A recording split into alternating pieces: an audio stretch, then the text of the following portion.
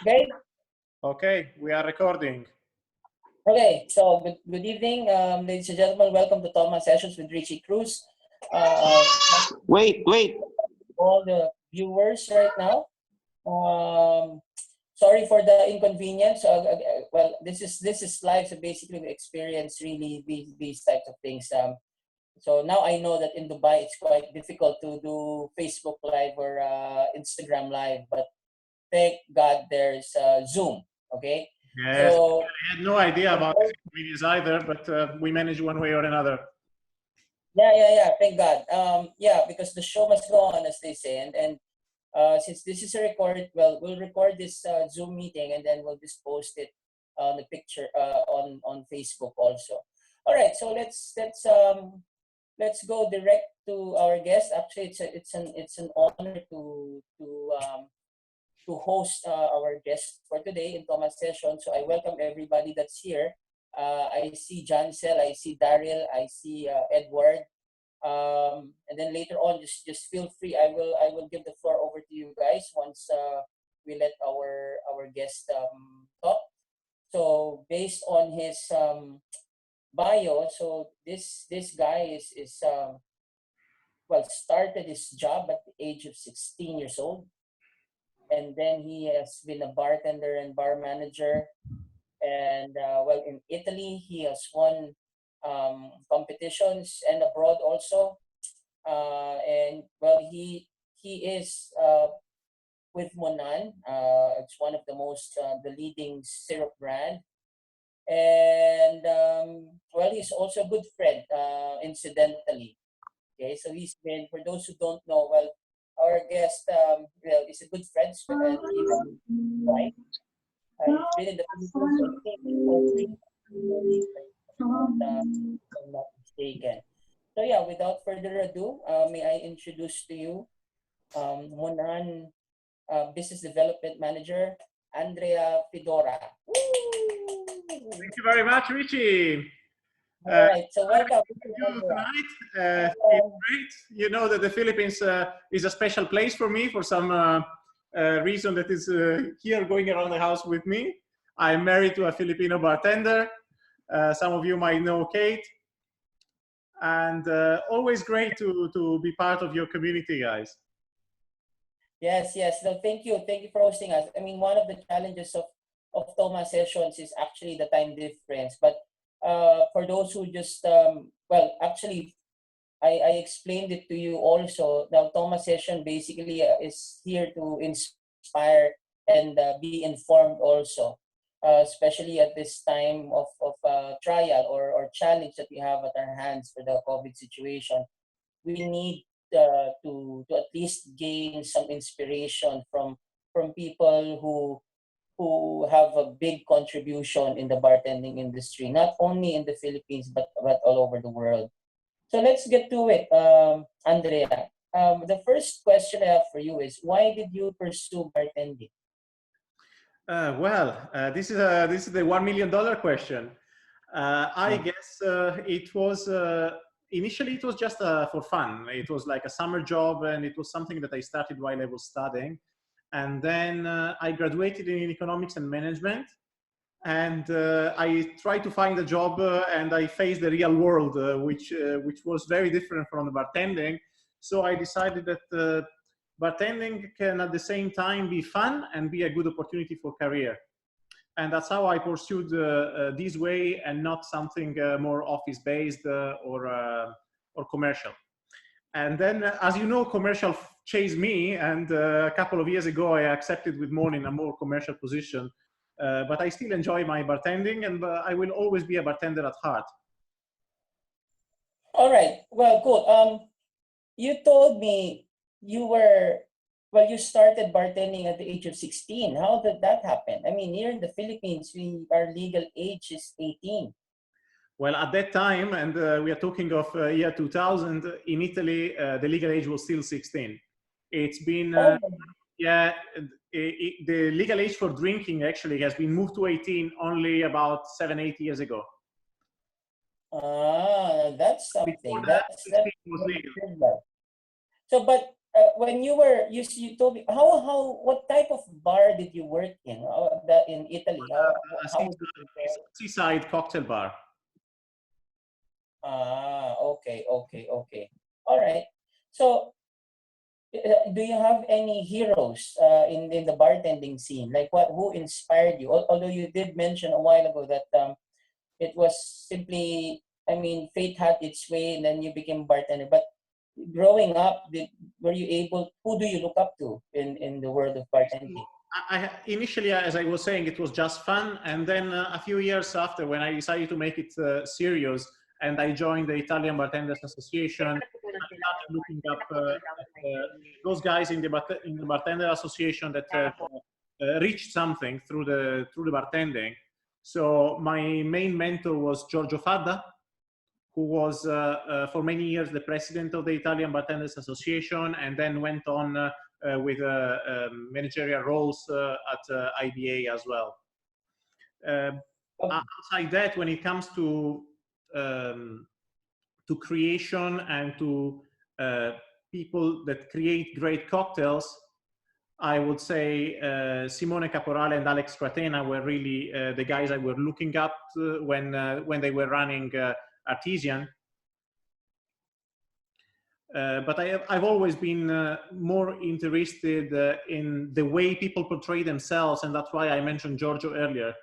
Giorgio is really a professional that goes way beyond just the bartending. It's more involvement in all the aspects of running a bar, and also being an example for the other bartenders and being involved in the community by bartending, by helping other people pursue this career. And you know, a big part of my career was also in training. Okay, so but how was the shift? I mean, if from a bartender to the corporate world, like a big company like Monin. So how were you able to adjust to that shift? Okay, so the special year was 2010. I was very lucky to win the most important competition for young bartenders in Italy at that time. It's called Angelo Trophy. So it's a competition combining both the preparation of cocktails and test, both and oral. And the first prize for the winner of this competition was to go and participate in the Elite Bartenders course of IBA in Singapore at the end of 2010. And that's where I met Monin. And I got in touch with the people at Monin, and I expressed my interest in eventually having something to do and being involved with them. About 6 months after, I was called over, and I was offered the opportunity to have an interview for this job in Dubai as a beverage innovation director. So somebody in charge of developing recipes and training people in the region. And the rest is history. Yeah. Nice. But okay, what was your most unforgettable experience? Do you have any unforgettable experience?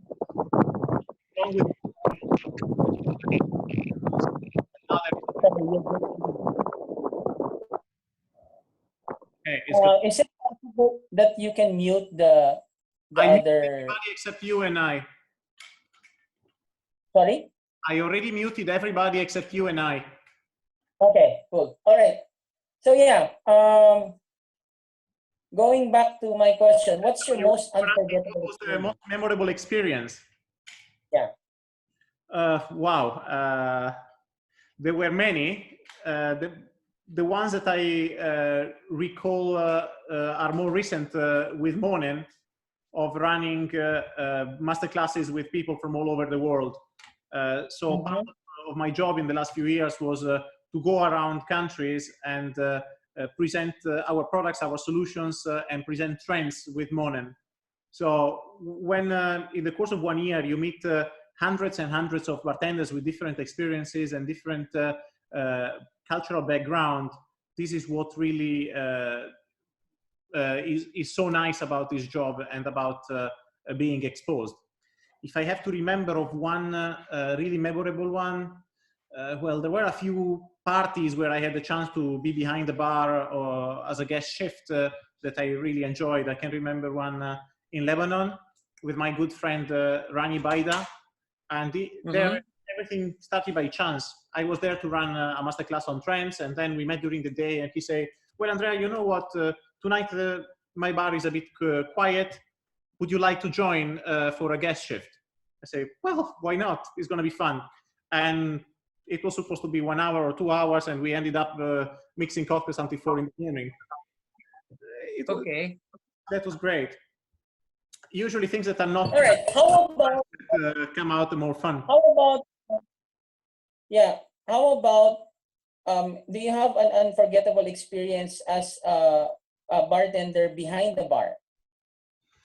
Like in the earlier stages, like any bloopers or any breakage or any you know what I mean, like accidents or. Okay, well, if you want to hear something something funny, when you're a young and inexperienced bartender, all the bad things that happen, but you keep going on. Yes. Okay, yeah. Well, I can remember one. It was a Saturday night, and the bar was packed, and we were having only one big ice sink in the middle of the bar, and we were all sharing on that ice sink. And what happened is warm glasses were coming out from the kitchen and the cleaning. And when you do things quick, you don't realize. So I grabbed a glass and I put it on the edge of the sink, which obviously the sink was very cold. The glass was very hot, and it exploded. Boom. Disaster, because it was those kind of unbreakable glasses that when actually explode, make thousands of small pieces. So we had to remove the sink, clean the sink. Nothing was happening for 15 minutes until everything is ready. And there were hundreds of people waiting for their drinks. That was quite tough. But, these things happen. Yeah, no, it happens. I had my fair share of having a shot glass in the ice bin. So we had to really break down everything and replace it. Okay. Maybe my last question to me before we entertain our guests. So, but before that, shout out to the guests that we have. Actually, we have just to let you know, we have Jumel from Baguio. We have Daryl Cabrera. He's a bartender. Jancel Palbacal. Yiling is here. Yiling, how are you? So, our good friend Yiling is here. Thank you for joining us. And John Paraba, also a bartender, bar manager. And John Mark, also from Dubai. Yeah, John Mark, welcome. Then Vincent Espiritu, Reniel, Ella, Jake Alano, Micaela is here. Hi, Mitch. Thank you.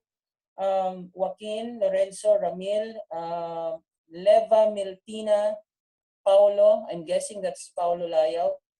All right. So maybe my last question to you before we throw it to the audience. Andrea, is what was the first cocktail you made? Say it again. What's the first cocktail you made? The first cocktail I made. It was a mojito because I was mojito, so that the first cocktail I was told how to make. Okay, so it's the mojito, huh? How many? And it went to a different recipe than what we are used to do today. It was a muddled mojito. Okay. So do you remember? Do you remember how many leaves was that? How many teaspoons? What do you remember? I will never forget that recipe. Okay. Half a lime cut into 4 pieces, 1 spoon of white sugar, about 20 leaves of mint, everything muddled together, crushed ice, 50 ml of rum, top of soda, stir, and go. Okay, all right, perfect. That are my questions. I leave the floor now. This is what we'll do for Zoom because this is also new for me. I will just call. I think all our viewers can hear us, right, Andrea? Yes, everybody can hear. Okay, so maybe we'll try to call out all our guests one by one if they have a question to you. We'll start with Jumel. Jumel, do you have any question for our guest, Andrea? For questions, what is your favorite cocktail that you have made? My favorite, Okay, so, as a classic or as what I've ever made in my life, in my career? Yeah. Okay, well then it is something that I made a couple of years ago for a masterclass at Monin. It is a mix of cognac, fat wash with blue cheese, dry sherry, apricot liquor, and Monin white chocolate syrup. nice, tasty, Oh, sounds it's good. tasty. Tasty. The Yeah. cheese Yeah. and the fun. Nice combination with chocolate and cheese. Try that sometime. Okay, all right. Any more question for you, Jumel? We're going to do two Okay. questions each. Okay, so let's do one Thank you. round robin. Round robin, and then I'll get back to you. Okay, let's call on Daryl. Do you have any question, Daryl, for Andrea? Yeah. Daryl? How about the I Okay, hello? go ahead. Go ahead. How about the cocktail evolution and what is a new bar trend in your bar and in your country? What's a new trend? Okay, Okay. this was actually something that I prepared for this show, for this session. So if we want to look at trends, what was happening before the COVID came in, we were seeing basically four big trends. One was about health and wellness, so lower ABV cocktails and cocktails with functional ingredients. Earth intelligence, that's what we call protecting the environment. So everything that is reusing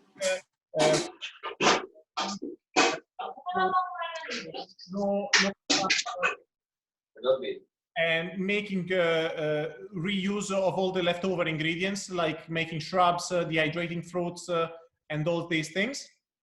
And we were also seeing a lot of self-indulgence on the opposite hand, or on the opposite end of the picture.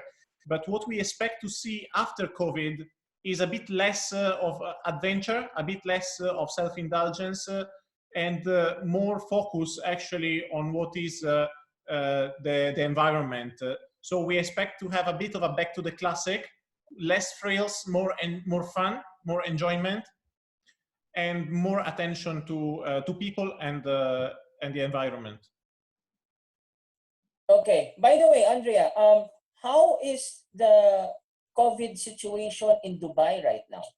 So Dubai has reopened officially everything 3 days ago, but in practice, the limitations on bar and restaurants are so big at the moment that most of them have decided not to open yet, because they are not allowed to serve alcohol for the whole month of Ramadan, so almost until the end of May. Plus, the dine-in is limited to only 30% of the capacity. Everybody must wear personal protection equipment, and they must do a full sanitation of the place every day. Okay, all right. It's really so, difficult. But how are the bartenders coping up? How are the bartenders coping up? It's a very tough situation. Lots of people have been out of job for a while, and actually the Filipino government was even involved on a relief, and I think all the people below a certain income that were out of job received $200 from the Filipino government last month, because there is basically nothing to do until the country really reopens. We expect it to be at the end of May. Okay. All right. The reality that we are going to have in many countries, I was discussing today with my colleagues, is that even when the government does allow the restaurants and bars to open, the limitations are so big that it doesn't make any financial sense. So the next question is, how can we break even by having only a limited dining in for our bars? So things that are popping up and becoming popular is delivery of cocktails to mix at home. So good. A friend of mine in South Africa, for example, what they do is they vacuum pack cocktails, and then they deliver them through consolidators, like delivering grocery. And then at home, the people open the bag, pour it over ice, and stir it or shake it. Yeah, here there are some bars that are doing that also. So it's a global thing. I mean, it's good that you know, our government are pretty much also involved with the bartenders there. And personally, I think the recovery period would be between 2 to 4 months at the most. So unless, well, we have to really find other means to earn. Otherwise, Yeah, businesses will I be think this is closed. the story a bit everywhere. It's how long are we going to be shut? But we really need to look for the future at alternatives to the traditional sitting at the bar, because that might be less and less, and it may be disrupted again, because apparently this COVID is here to stay. We never know. Yeah, exactly. Another wave, let's say in 8 months or in 1 year, we will be back to point one. So we have to all study and see what are the alternatives. Is it catering? Is it delivering cocktails? Is it takeaway? Is it finding other solutions for the same situation? Something that some restaurants try to do here in Dubai, for example, in the last few months, is to do virtual brunch. You know, is a big thing. And on Friday and Saturday, people flock to the restaurants for having this brunch. But obviously, it wasn't allowed anymore during the COVID situation. So some restaurants were delivering the brunch deals to home, including the alcoholics, so bottles of wines or bottles of spirits. And then they were live broadcasting with their live band, the entertainment of the brunch. Okay, but how strict are you? How strict is Dubai in implementing the quarantine? The quarantine was extremely strict until 3 days ago. We needed to apply online for a permit just to go out of our house. Okay, gotcha. All right, let's proceed to our next viewer, Janzel. Do you have a question for Andrea, Janzel? Janzel Palbakal. Yeah, I'm trying to. Yes, I. Okay. Hello. Okay. So, my question is, what are the challenges faced by the bar right now, except for the COVID? Well, except or based from your experiences. One of the things we all have to look at is that in general, people are getting more and more conscious about their health. So the consumption of alcohol worldwide is decreasing. Okay. That means we have to find alternative and to find a different way to entertain people, not just by making them drunk. So we see a big rise of low alcohol cocktails and non-alcoholic cocktails. Okay. Okay, got it. Thanks. Create an entertainment at the bar, which is not only the drinks, it's everything that goes around it. Okay. All right. Yeah, Okay. low ABV. I mean, here we're getting there. We're getting there. I guess like last year, Campari and Mancino are pretty active brands, but we have to see after COVID if it's still even the non-alcoholic cocktail scene is changing. There are lots of big and important groups, like I'm thinking of the Buddha Bar guys. They are putting a lot of emphasis on non-alcoholic cocktails on their menus, and currently they are having a very good response. All right. Cool. Well, send my regards to Santanu, Chanda. I will. Thank you. Yeah. Okay. Let's continue. John Paraba. Thank you, John. John Paraba. Can you unmute him, Andrea? Yeah. Yes, sir. Hi, sir. Go ahead. Hi. So my question is, how do you think will the brand will cope up with the current situation? Like, what are the steps of Monin to like upsell their products, or because we all know that demand will get like less compared to before. Okay, well, here I cannot share fully what are our strategies for the long term because I don't know yet. We are still having discussions about it. But what we are looking at is to find better solutions for delivery and takeaway, because we see this as a growing business. At the moment, we are quite limited when it comes to handcrafted drinks on the delivery because they get spoiled. So that people are not used to order cocktails and mocktails to take away. They would only have them when they dine at the restaurant. And this is where we have to look at.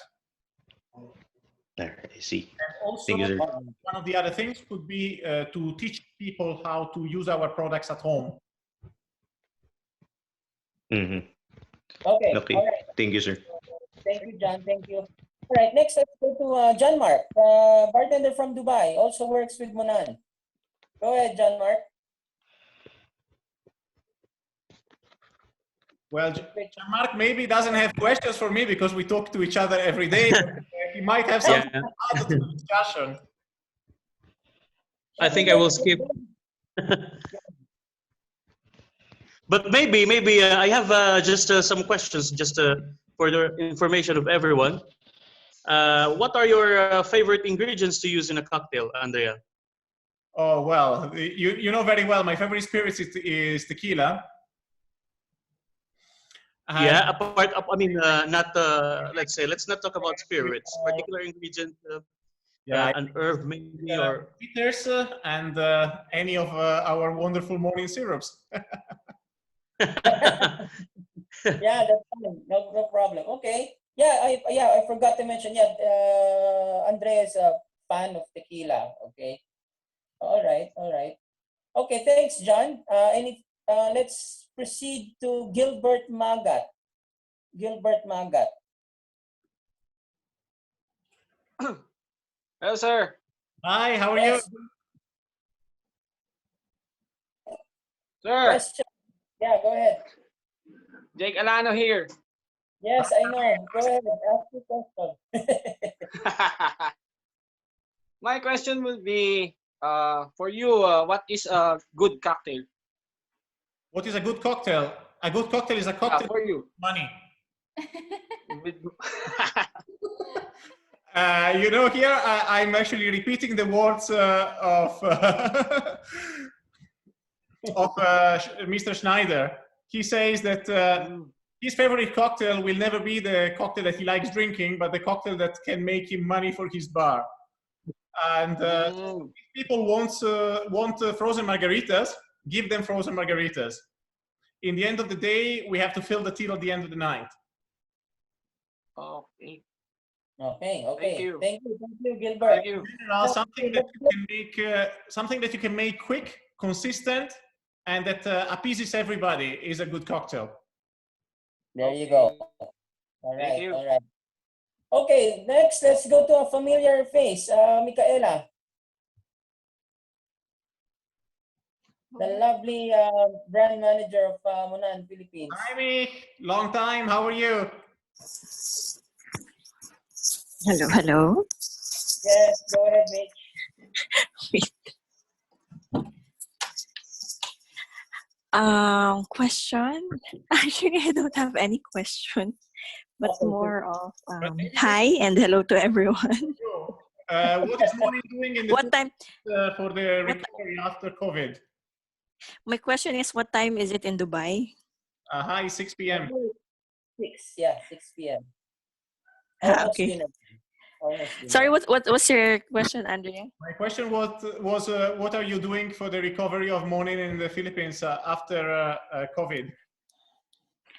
Oh, that's a tough one. Of course, we're still on lockdown, so everything is just planning. There's no execution yet. So it's just making sure that everyone is okay and doing well in our local team here. Yeah, that's great. People are the most important thing, huh? Yeah. Yeah, Monin is before the COVID. Monin is doing great. Pretty visible. Pretty aggressive, especially also with the flaming is all over the place. Yeah, so even me, Ask I'm happy. how can they buy Monin in the Philippines? Is it available online? Well, I can't really speak for Monan, but they're everywhere. The distributor of Fleming Worldwide Food Supply as a big network. So as far as I see, they're all over. They're all over the place, and they have a tie up with one big distributor of spirits called Ralph's. We also have in booze. Yeah, and booze. Yeah, basically, because I was a good friend of George, so he showed me your product in the showroom. So yeah, Ronan is doing pretty good here. By the way, do you guys know this lady? She's the better bartender in the house. Yes, the tiger. Mark Bautista mentioned there's a tiger in the house. Okay, welcome, Kate. All right, let's proceed to the next. Who's next? Joaquin Lorenzo. Joaquin is a student. He's a student at FEU. So go ahead, Joaquin. What's your question? Hi, Joaquin. Hi, sir. Check. Go ahead. Yeah, check. So actually, I've tasted various flavors of Monan. For you, Sir Richie is the advisors or something. Sorry, can you repeat your question, Joaquin? It's a bit choppy. So I've tasted various flavors of Monan. What makes Monan different from other competitor syrups? Here I could speak for a long time, but I will say the aromas that we use in our products and the selection of the raw materials make us different and hopefully tasting better. Okay, but we love all syrups. We love all syrups, especially Monan. Thank you, Richie. Okay. No, the reason, Andrea, Joaquin is asking because Monan is co-sponsoring this student competition that is going on with Bacardi. So he's one of the contestants there. So, well, of course, growing up, the only syrup I saw in the Philippines was grenadine and blue curacao. No? So now we have a lot of selection. And, playing with syrups gives us so much chances to add flavor to our cocktails. Yeah, exactly. And I think, well, the use of syrups, although there would be how do you call it, purists or snobs that would say fresh is better. Yes and no. At the end of the day, it's about consistency of the cocktail. Yeah, exactly. I mean, consistency and intensity. Most of the time when you use fresh fruit, you don't get enough intensity. So, you know, we are all fans of fresh fruit, and especially in the Philippines, you have fantastic fresh fruit. But to keep it consistent and strong enough all the time, a touch of syrup added to it will always make the cocktail better. Yeah, exactly. All right, can we proceed now to Ramil Quiñones?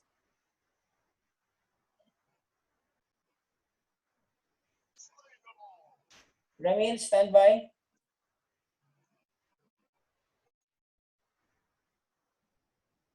Well, for some reason, it's not unmuting. Maybe you're doing it together. He's unmuting himself. Okay, let's skip. Ramil, are you still there? Ramil, try to unmute yourself because I cannot unmute you. I don't know why. Okay. We can see that you're saying later, sir. Okay, thank you. Let's do it later. Somebody else, Richie? Let's go to Paulo Layao. Hi, oh, hello. Hi, everyone. No, actually, I don't have any questions, but just want to say hi and stay safe. I'll just leave the questions to the other guys. So I'll just wait and learn something. Thank you. Thank you very much. Yeah. All right, Paulo. Welcome, and thank you also for tuning in. Okay, let's go to Reniel Ella. Reniel Ella.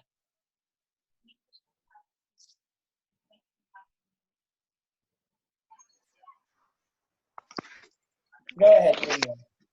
Hi, sir. So, for now, sir, I don't have a question. Maybe later, sir. Okay, okay. Well, actually, we Thank only you, have sir. one more guy with us, one more guest, Tariq Beans and Berries. Uh, Tariq is our friend from Bangladesh. He's the distributor of Monin. Hi, Tariq. How are Oh, you, buddy? cool. Okay, okay. So, If somebody has some questions, maybe Tariq can let us know how is the situation in Dhaka. okay, yeah, why not? Yeah, hi, Tariq. Hi, So, hello. Yeah, how's Bangladesh? we are in lockdown since 26 March, and current situation lockdown extended till 6 May. And also, as a Muslim country, Ramadan has already started, and from today, few restaurants uh, get permission to sell uh, iftari only parcel. All other are as usual. Only the super shops are open. And now, from Monin perspective, we are trying to connect it with the end users, like home users. So we are doing lots of activities regarding that. That's all. Okay. I have a question for you, Tariq, because I've never been to Bangladesh. So how's the bar scene there? Alcoholic drinks is not allowed for Bangladeshis, but the foreigners who has foreign passport, they can enjoy alcohol at bar or home. But in Bangladesh, we never integrate Monin with alcohol because there is a rules that in our country the alcohol ingredients, the tax slab is very high. So we have always a risk that promote alcoholic drinks with Monin. Maybe the government will try to put Monin in that category. So we always keep silent in that category. But if anyone wants to enjoy cocktail with Monin, we sell them, but we don't push any alcoholic beverage. Basically, Okay, Monin so based. you're more focused on mocktails and coffee and smoothies, basically. Yes. Yeah, so basically in Bangladesh, we are not allowed to promote combination with alcohol, even though alcohol exists in the country for the foreigners. But in the normal cafes and restaurants, you would only find mocktails. There are only special bars with particular licenses where you can actually have an alcoholic drink. I see. Okay. Thank you, Tariq. Okay, I think Jumel, but let's have one last question. I think Jumel wants to ask one more question. Go ahead, Jumel, for the Hello, people good of evening Baguio. again. Actually, Yeah. I'd just like to one particular question is for not a question but advice for students actually who may be soon to become a bartender. What would be your best advice on what they should do? They should first try to learn as much as possible. And when you're young, just look for the experience. And when you have enough experience, then it's the time that you will run after the money. But initially, it's all about learning as much as you can. Be strong, be confident, travel the world, make as many experiences as you can, and then settle. Okay. Thank you. Maybe I can ask. We can ask the lady beside you also for Yeah, some. we should. Being a Filipina, she is also a bit Yeah, shy. you should also give advice, especially right now in the Philippines. There are more women who are actually going to become a bartender. Is it? Yeah, go ahead. Actually, during time, there was almost none. So, Kate, what is your advice for Filipino girls who want to become bartenders? It's not only for the girls, I would say, for everyone. Based on my experience, I was not afraid to be alone in the beginning. I was like really eager to be independent. So I left the country after my graduation, 6 months after my graduation, actually. And then from there, I just started exploring everything just by myself, and of course, with the help of the mentors around me. Guys, by the way, Richie is actually my very first mentor, bartender mentor in the Philippines. If it's Oh not my because God. of him, I will not be anywhere right now. To be Yeah, honest, because your father loves me. Your father loves me a lot, no? by the way, I have my very first bartending career when I was 17. That was the Coca-Cola event in Tagaytay. I was Yes, yes. a lot of mojitos. I had to really ask permission from her dad to let her come.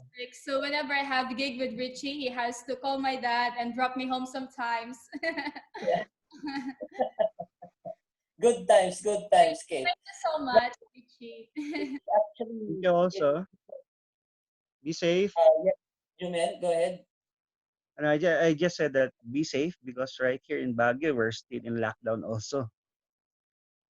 Yeah, yeah. Well, it's that's why I mean that's why there's Toma Session, you know, to keep us a bit occupied and hopeful while we wait for what happens next.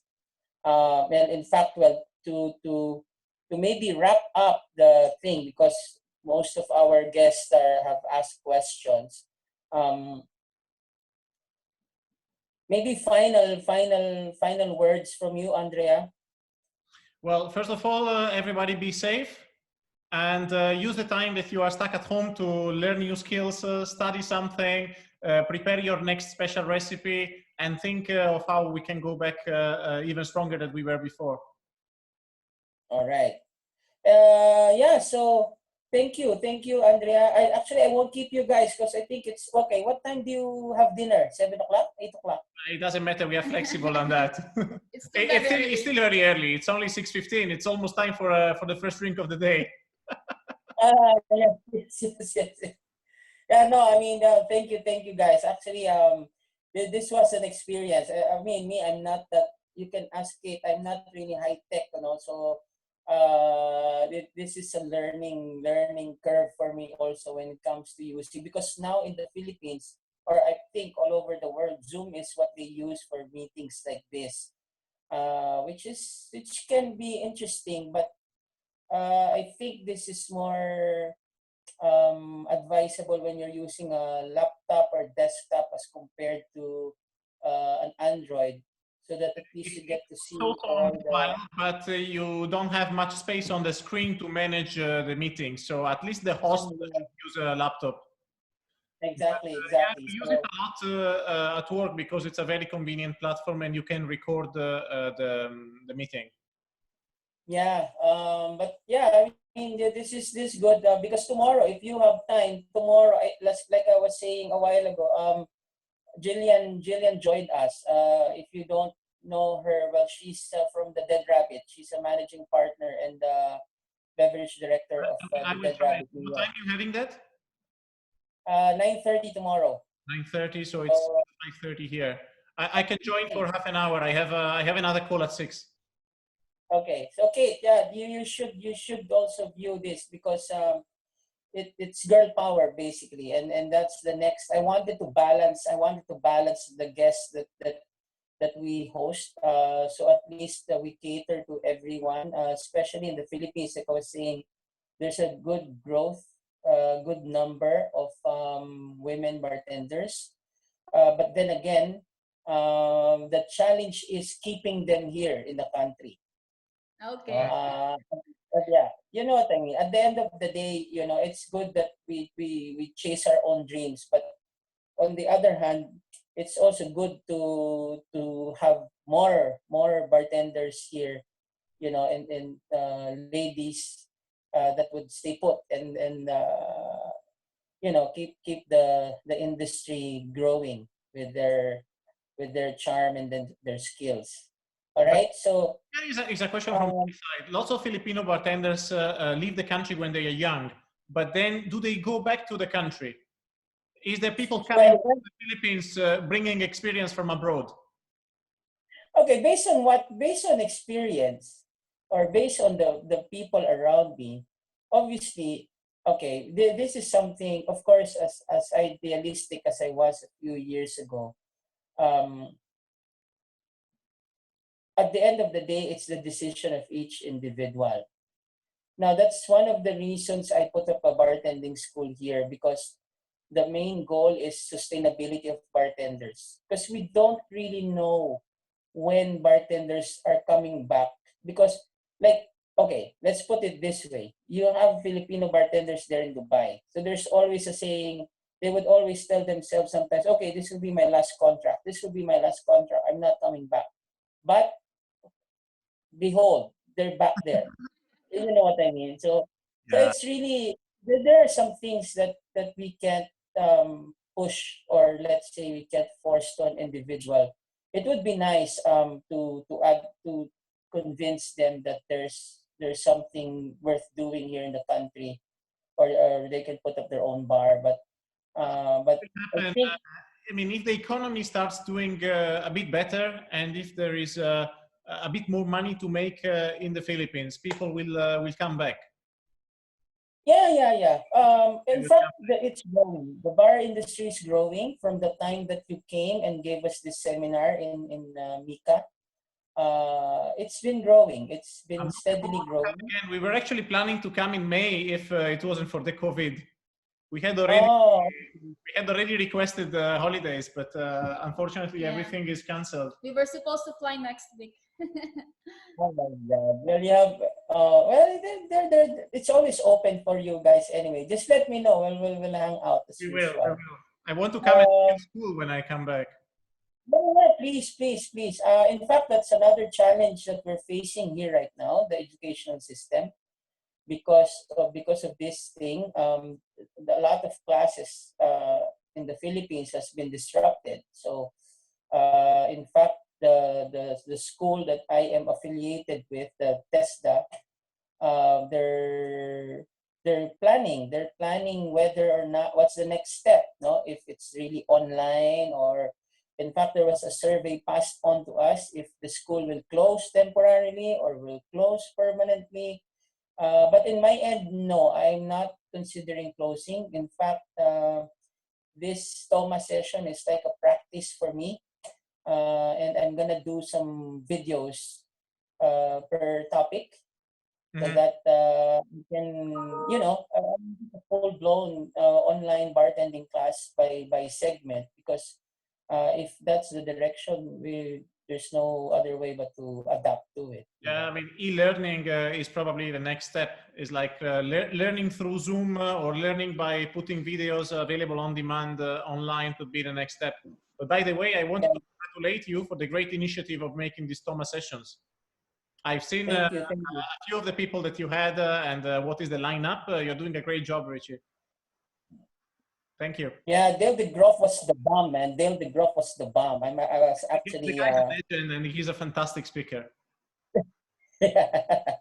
No, I mean, the more I was motivated when Dale said yes, then I started already inviting friends like you and our host, our guest tomorrow, and then et cetera. I have a few more. It's still under the wraps, but it's a surprise. I mean, the only challenge here is the time difference. In fact, like, I'm having some challenges inviting people who work in Seattle, USA. Yeah, because it's what, 12, 13 hours time difference? Yeah, that's really, it's really, but I mean, some of them are suggesting that we just do a Zoom and then record it, but nothing beats live. You know what I mean? I still prefer live conversation, because it's pretty spontaneous.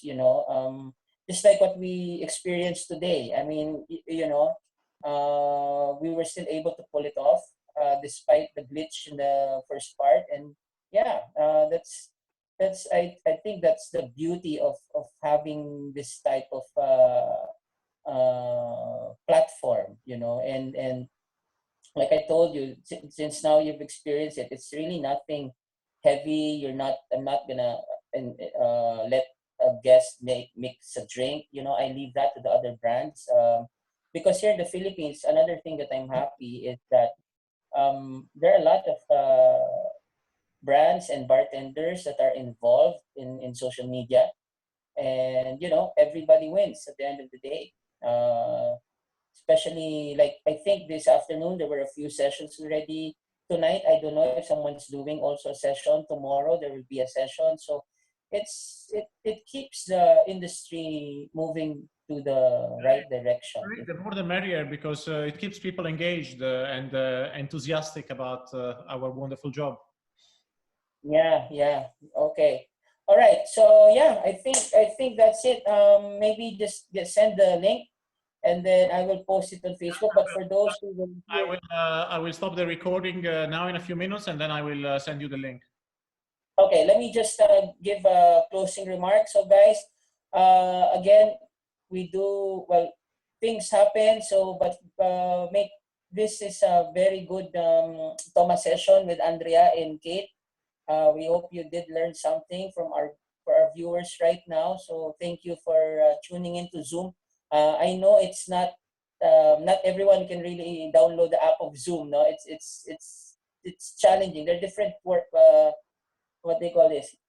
There are different challenges to each platform, whether Facebook, Instagram, or Zoom or Skype for that matter. But yeah, like I said, it's part of the advocacy that I'm putting in this ECQ, that regardless of what happens, I make sure I upload the video so that at least everyone can go back to it and learn something. In fact, now you've answered the very helpful question, well, from the questions of our audience, and it's been very helpful. And at least the Filipinos got to know who Andrea is, especially for those who didn't see you when you did your masterclass a few years back.